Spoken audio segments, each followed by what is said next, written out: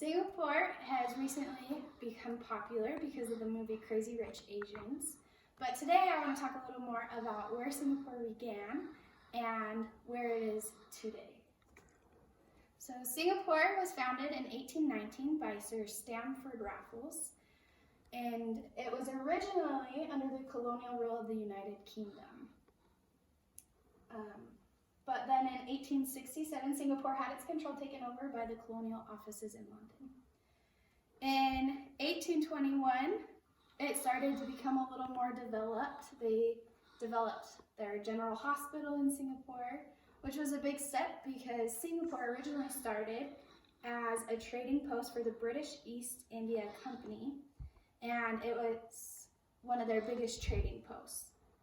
In 1824, the Sultan ceded Singapore, and it became a British colony. And it wasn't until 1911 that Singapore really started to grow. And that growth included a population of 250,000 people, which had 48 races throughout the island and 54 spoken languages. It quickly became one of the greatest naval base for the British Empire. In 1942, though, Singapore was invaded by Japan and occupied by the Japanese people until 1945 when the Japanese surrendered and the Allied forces came. After the Japanese left and after World War II, Singapore had a lot of unrest. There was a lot of riots, a lot of fires, and Singapore declared a state of emergency. After some of it started to settle down a little bit, Singapore was officially declared a city, and it was granted partial independence. In 1963, Singapore joined with Malaysia to become part of the Federation of Malaysia. So in this picture you can see, this is West Malaysia, which is its own island. And then there's East Malaysia, which is across the waters. And Singapore is at the bottom of West Malaysia. It's not connected, it's its own island, but it is very close. There's now a bridge that connects West Malaysia and Singapore, but most places you have to fly to get to each of them. Singapore, though, even though they were finally part of the Malaysia Federation, the Federation of Malaysia, they really didn't have any leadership. And when there was an election, Singapore only won one seat in the Malaysian general elections, causing racial riots to take place. So there was even more riots just like right after World War II. 2 years later, Singapore was essentially kicked out of Malaysia and it gained its independence. But even though they were independent, there were more tears than cheers on the day that they were separated from Malaysia. After Singapore was separated from Malaysia, the British troops left. And the early years of Singapore being independent were very challenging. They had high unemployment, housing shortages, threats of lack of natural resources, and a lot more uncertainty and uneasiness in the country. And there were, like before, a lot of riots.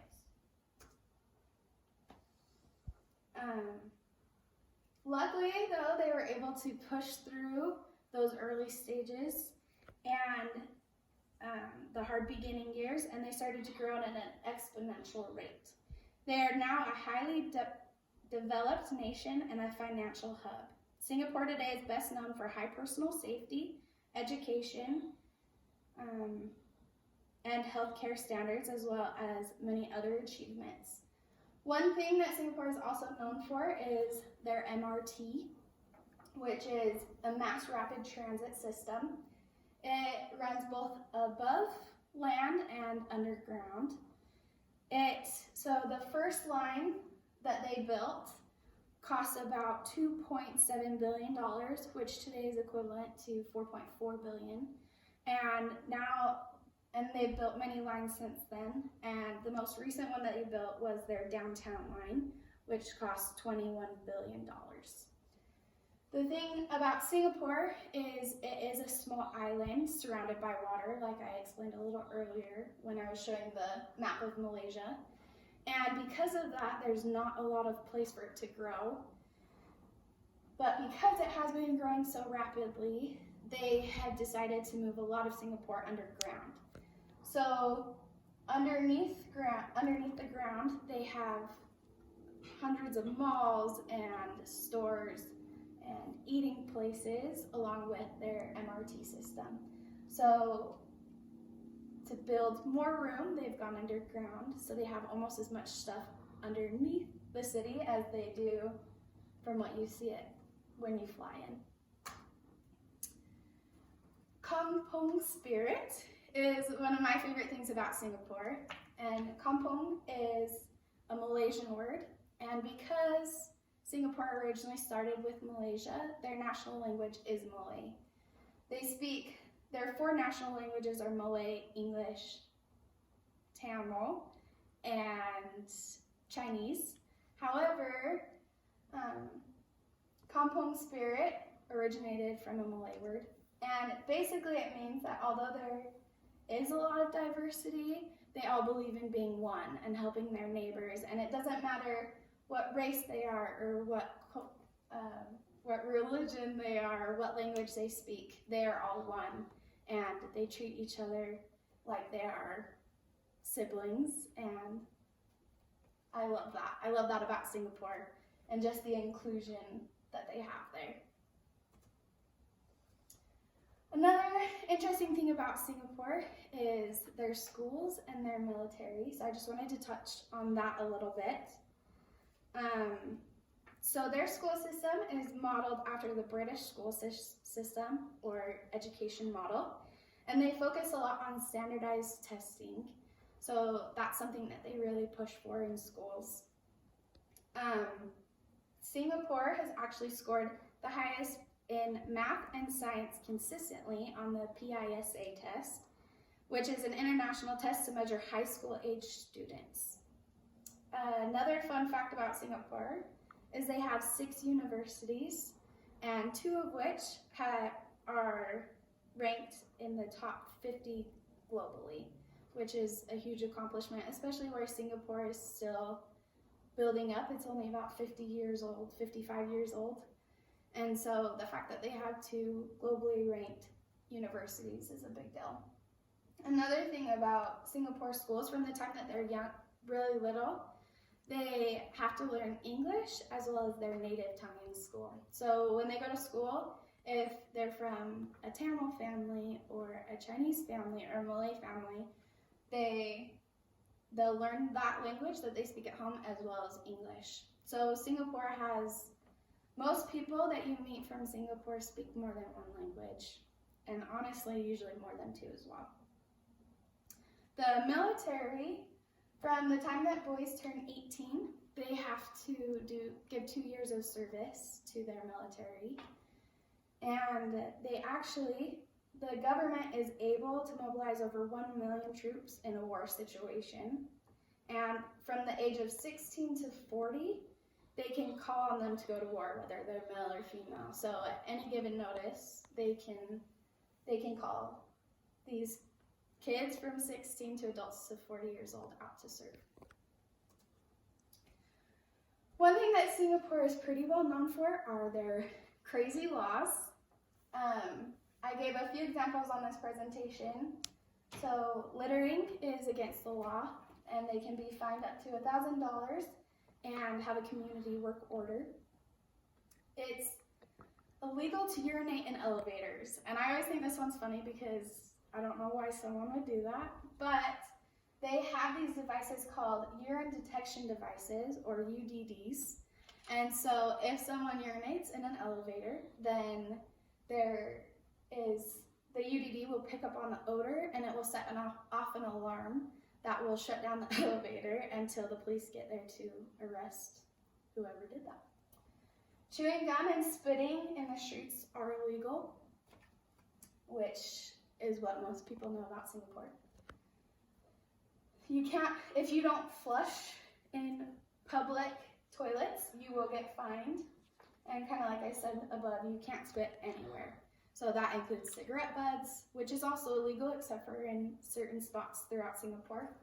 And if you are caught breaking any of these laws, as well as some other crazy laws, you can be fined up to $2,000. You can get caned 3 to 8 times, and you can have up to 3 years in prison. So some fun facts about Singapore is the only island city-state in the world, and it's one of 3 3 of just city-states left throughout the world as well. Singapore has only been a country for 55 years, like I talked about a little bit earlier. The symbol of Singapore is the lion, and Singa in Malay actually means lion, and that's where they got their name. However, lions don't live in Singapore, so people have always kind of questioned why their national animal, their symbol is the lion. But they talk about how it represents strength, excellence, and courage, and that's why they use it as their symbol. 1 of every 6 Singaporean households have a fortune of more than 1 million USD. And it has the highest percentage of millionaires in the world, which is where Crazy Rich Asians comes from. Singapore's flag shows its ideals. So the white in the flag represents purity. The red represents brotherhood, which kind of goes with that kampong spirit that I talked about earlier. And then they have a moon on it, which represents their new country rising up, being a new country. And the 5 stars represent democracy, peace, progress, justice, and equality. And today there are roughly 5.8 million people who live in Singapore. And I just love Singapore. I lived there for about a year and a half.